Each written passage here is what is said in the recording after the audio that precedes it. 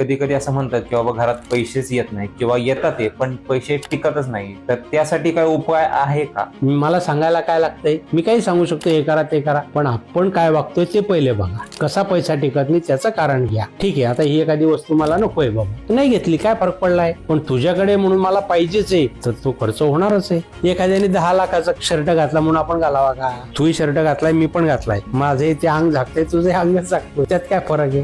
पैसा कमी कसा म्हणावा की ज्या दिवशी घरामध्ये खाया प्यायला कुठेही धान्य नाही तेव्हा म्हणा की तुम्हाला पैसा पुरत नाही म्हणून. तुमच्याकडे खायला आहे, सगळा किराणा भरलेला आहे, सगळं वेल सेट आहे आणि तरी म्हणताय तुम्ही पैसे पुरत नाही. कसे पुरतील मग ते? पैसा हा तुम्हाला पोटापुरता देव देतच राहतो, कोणालाही देव उपाशी ठेवत नाही. पण तुमचे शोकच जर जास्त असतील त्याला देव काय करा? आपण आपली कॅपॅसिटी बघून वागा. कोणी गरीब म्हणत नाही तुम्हाला आणि कोणी श्रीमंत म्हणत, आणि तुम्ही दाखवायला गेले तरी लोकांना काही फरक पडत नाही, आणि नाही दाखवलं तरी काय? असं दाखवा किंवा लोकांना फरक काहीच नाही, त्यांना काय घेणं आहे? उद्या मी एखादी माझ्याकडे समजा एखादी कोणी येणार असेल, मी त्याच्यासाठी गादी टाकलीये, तिच्यावर सोन्याचा टाकला आहे, त्याला काय फरक पडतोय? तो म्हणा वा वा बरं झालं.